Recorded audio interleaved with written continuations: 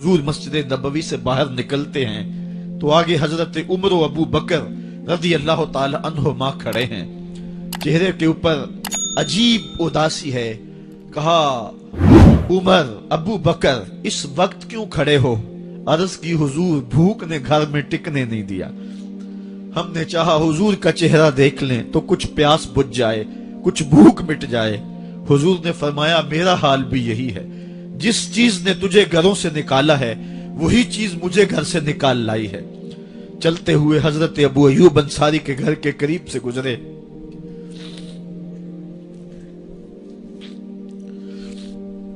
हुजूर की खुशबू पाके वो बाहर आ गए। अर्ज की, बंदा नवाज आज मेरे मेहमान नहीं बनते? हुजूर ने कहा, तुम्हारी मर्जी। घर ले गए, चटाई बिछाई, हुजूर को बिठाया, घर वालों को बकरी का बच्चा ज़बह करके दिया। कहा, जल्दी जल्दी खाना तैयार करो, मेरे आका को भूख लगी होगी। ये कह के वापस आए, हुजूर के पास बैठे, नजर चेहरे पे पड़ी तो घबरा गए। नकाहत के आसार इतने वाजे थे कि समझ आ रही थी कितने दिनों से हुजूर ने कुछ नहीं खाया। उठ के बाग में चले गए, खजूरों का खोशा तोड़ा, हुजूर के सामने रखा। कहा, बंदा नवाज जब तक खाना तैयार नहीं होता ये खजूरें तनावुल फरमाएं। थोड़ी देर के बाद खाना दस्तरखान पे लग गया। हुजूर से अर्ज की गई, हुजूर आए खाना तनावुल कर लें। हुजूर ने दस्तरखान पर तशरीफ फरमा हो करके हुजूर ने कपड़ा उठाया तो हुजूर ने जब देखा कि खाना है तो हुजूर ने एक रोटी ली और चंद बोटियां उठाई और एक खादम को बुला करके कहा, जाओ हमारे घर दे आओ, मेरी बेटी फातिमा कितने दिनों से भूखी।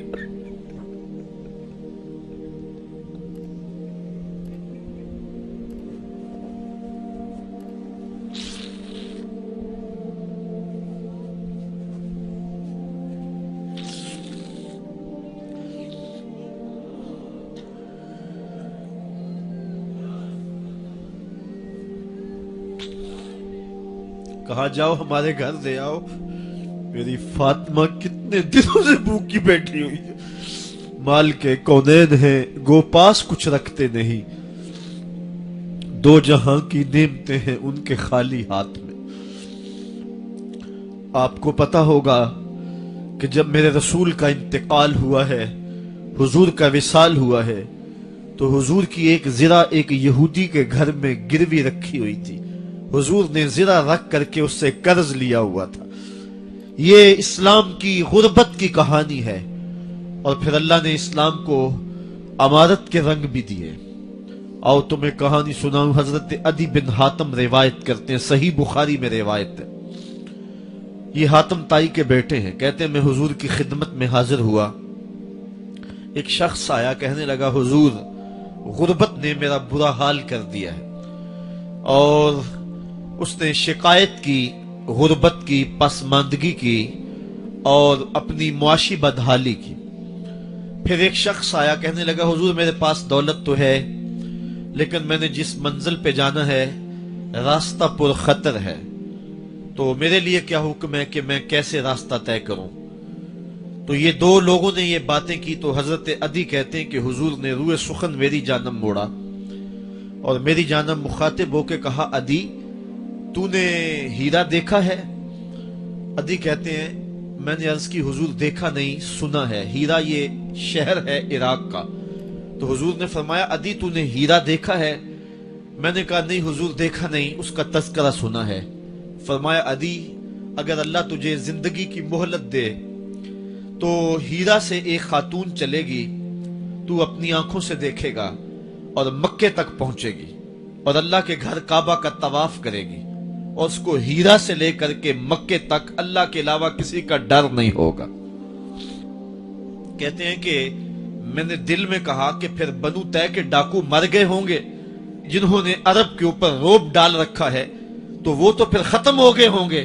कहते हैं, मैं अभी सोच ही रहा था कि हुजूर ने मजीद मेरी हैरत में इजाफा करते हुए कहा, अदी अगर तुझे अल्लाह ने जिंदगी की मोहलत दी तो तू देखेगा कि किसरा के खजाने तेरी झोली में होंगे।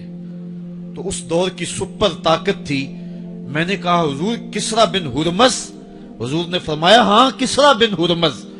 कहते हैं कि हुजूर ने फिर फरमाया दी अगर तू जिंदगी पाई तो तू वो दिन भी देखेगा कि एक शख्स ज़कात की रकम लेकर के, ज़कात की चांदी लेकर के, ज़कात का सोना लेकर के निकलेगा और उसको कोई ज़कात का मुस्तहिक ही नहीं मिलेगा। हजरत अदी बिन हातिम कहते हैं कि फिर मैंने वो मंजर अपनी आंखों से देखा कि हीरा से एक खातून चली और मक्के तक पहुंची और अमन ऐसा था कि उसको अल्लाह के अलावा किसी का डर नहीं था।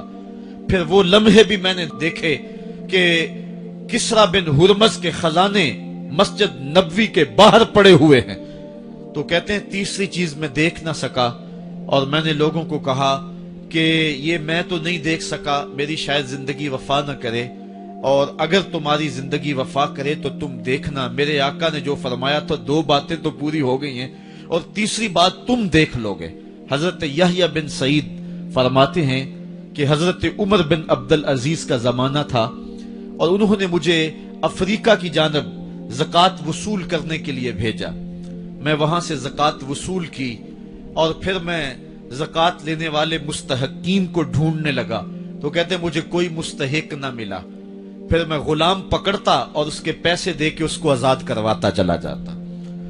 हजरत उमर बिन अब्दुल अजीज का जमाना है कि गवर्नर है इराक का।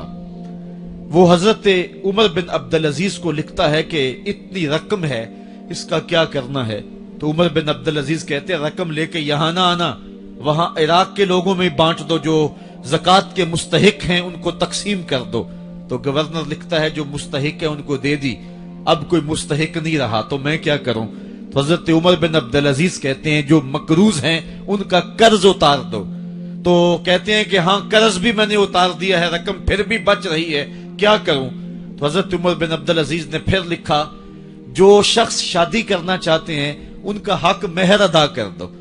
मैंने कहा कि वो भी कर दिया है, रकम फिर भी बच गई, अब क्या करूं।